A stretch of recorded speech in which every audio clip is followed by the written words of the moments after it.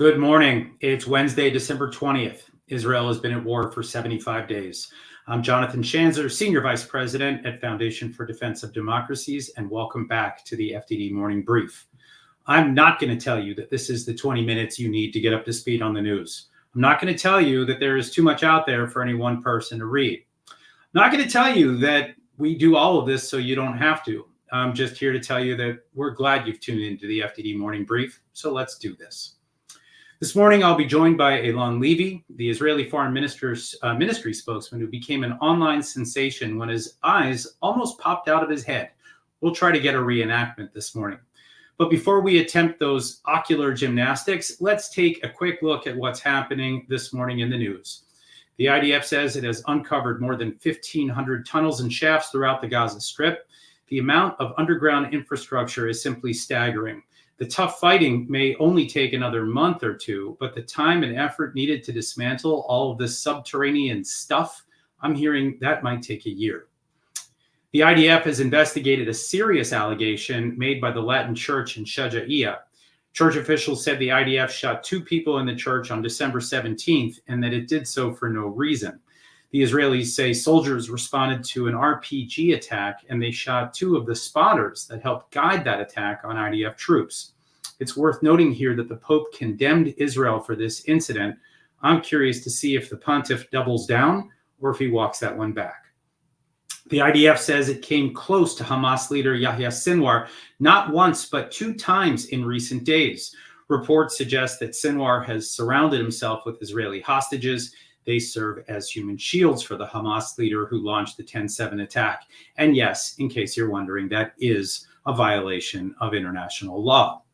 Sinwar is reportedly unhappy today as some of his Hamas colleagues are in discussions with the Palestinian Authority about the day after in Gaza. Sinwar apparently thinks he can still win this thing. Leaders from Palestinian Islamic Jihad are also thinking about the endgame, according to reports I read this morning. This means that both of Iran's primary Palestinian proxies are running out of gas in Gaza. I'd say this is good news, but I'm a Middle East pessimist, so I'll just put it this way. Let's keep an eye on it. Moving on now to the top 3 big stories to watch today. Headline 1, Hamas political leader Ismail Haniyeh is set to visit Egypt today to discuss the possibility of another hostage for prisoner swap, as well as the possibility of a ceasefire with Israel. Here's what we know. I'd love to see the Egyptians arrest Haniyeh. They won't. But that said, the Egyptians continue to play a somewhat positive role in this saga. I'd trust the Egyptians a heck of a lot more than I would trust the Qataris. And I think the Israelis feel that way too. After all, the government in Cairo holds a rather dim view of Hamas, given that it is an offshoot of the Muslim Brotherhood. And if there's one organization that the Sisi regime hates, it's the Muslim Brotherhood.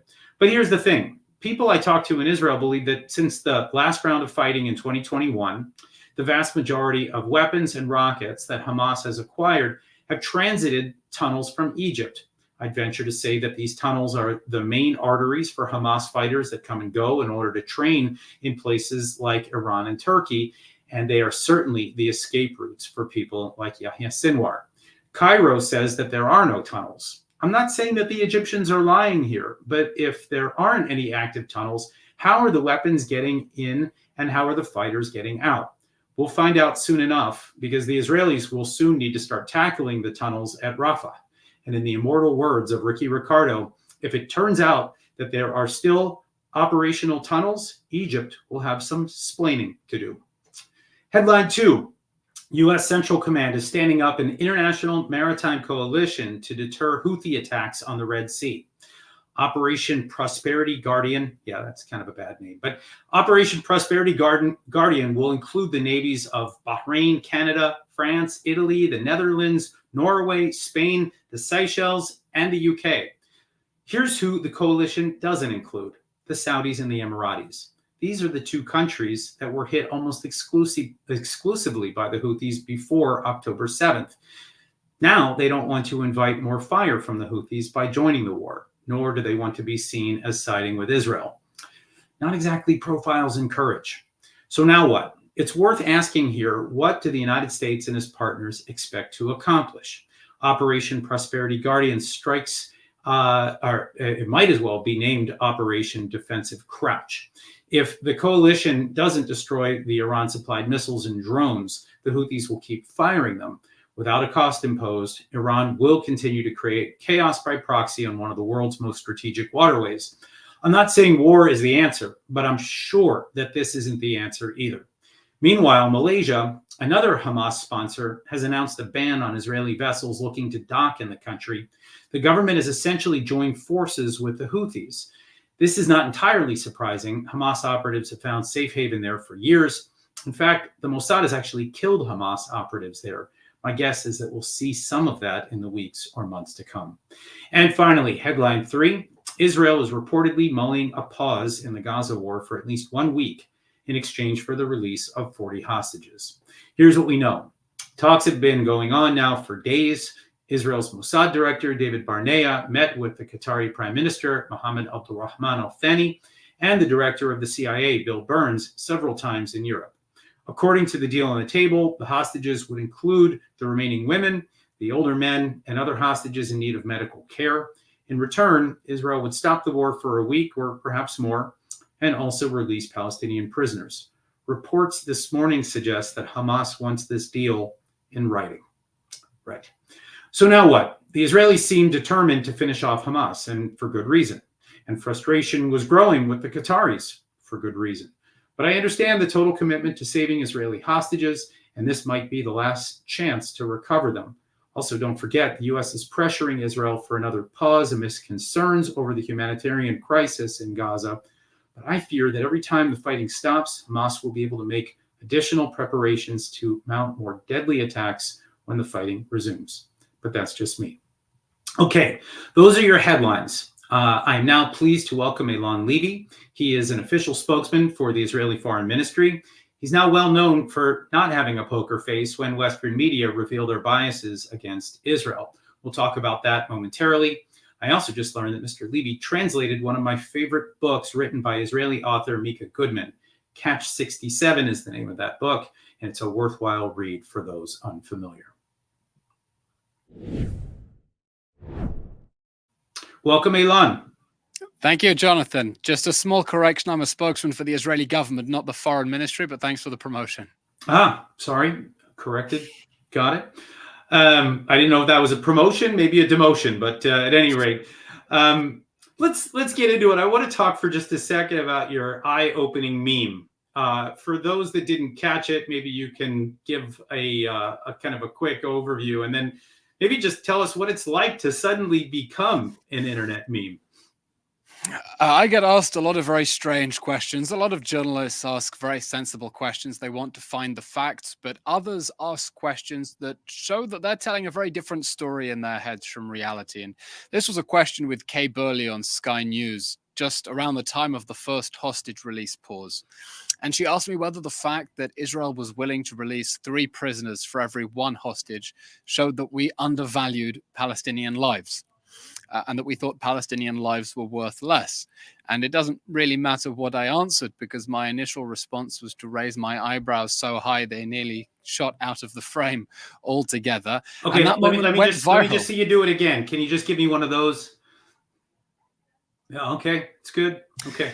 That moment went viral in Israel because it touched a nerve. Many Israelis feel that sometimes it doesn't matter what we do, it doesn't matter what we say. There are some people who are always going to be against us and will always twist our own deeds against us, even at our most vulnerable moments, even at the moments of our purest and most refined morality, that we're willing to release violent criminals to get our children back.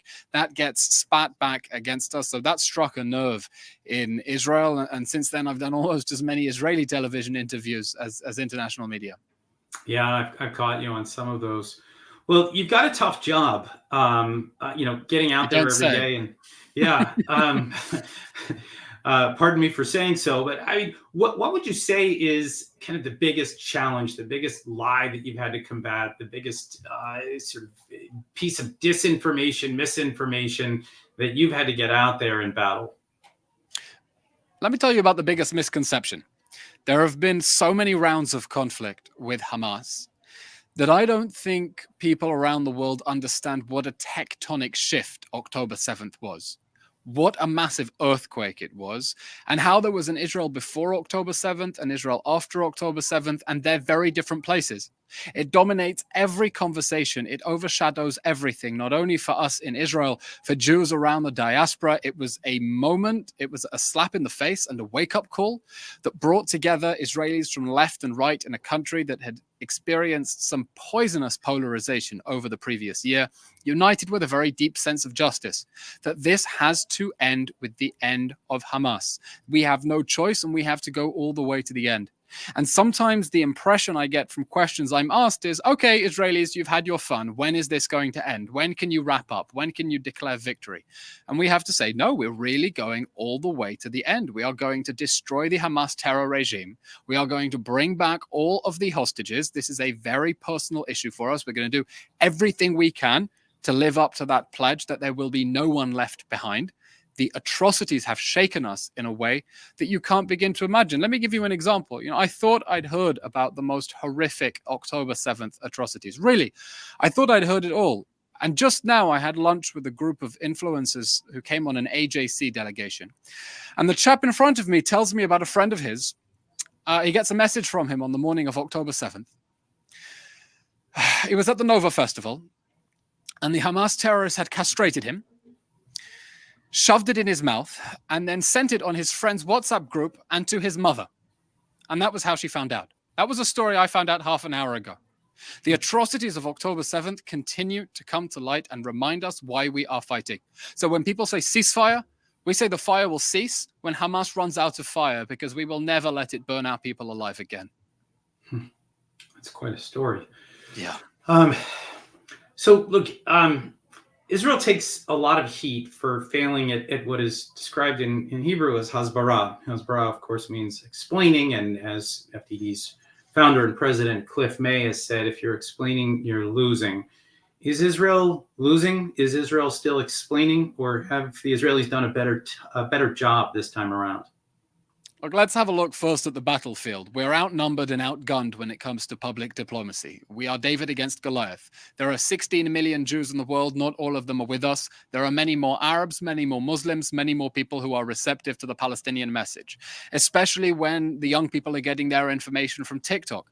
TikTok favors virality, and when you already have numbers on your side, the algorithm amplifies that, and it's pumping venom into people's minds, and we have a serious problem there, especially when our enemies use violent intimidation tactics and what I call Gaza lighting to try to make us doubt our own humanity, doubt our own morality, doubt our own sanity, and scare people away from standing up for what we think is a pretty basic demand, that people have a right to sleep in their beds without being raped, abducted, and beheaded. Now, what we're doing in this war is we're shifting gears. We're going from defense to offense, because after 10-7, I don't think we owe anyone any answers. I think Hamas owes people answers. I think the Red Cross, that admitted that it's not putting pressure on Hamas to secure access to the hostages, owes us answers. I think the World Health Organization, which is still covering up the fact that Hamas is waging war out of hospitals, owes us answers. I think that UNRWA, that admitted that Hamas stole its fuel, then deleted that tweet and denied it, owes us answers. We do not owe the world explanations for why we are fighting to bring the October 7th monsters to justice, to bring our people home to safety, and to bring their tormentors to justice. That is the State of Israel's stated mission statement, and that is what guides us. We think we are owed answers by the international community, the agencies that are covering up for the fact they are covering up for Hamas, that have been complicit with its war. We think they owe us answers because they're letting not only us down, not only the Palestinians down, they're letting down the whole world.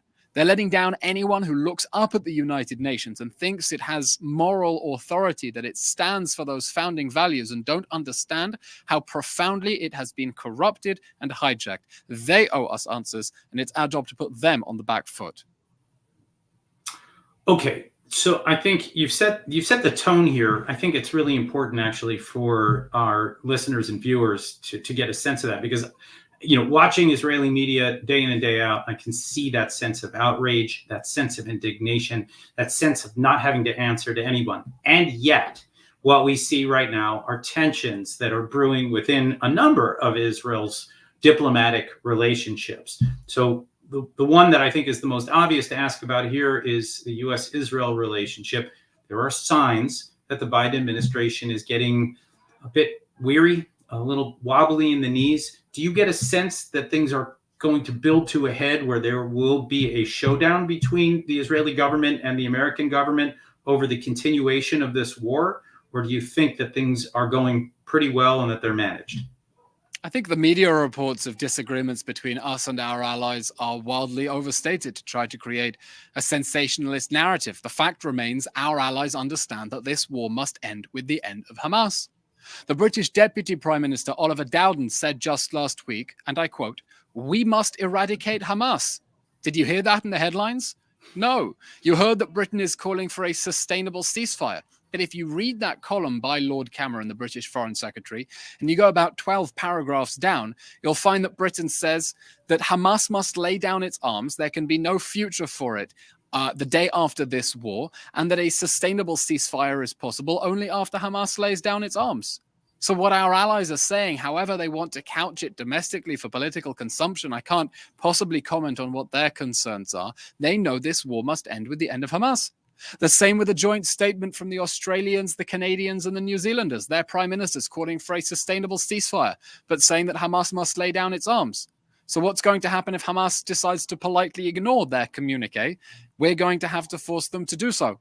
The West understands what the consequences of inaction will be. They understand that what will drive extremism in our region is not if we bring the Hamas rapist regime to justice, but if we leave it standing after this war, free and emboldened to attack again, because it will think that the international community will tie Israel's hands and prevent it from defending itself again.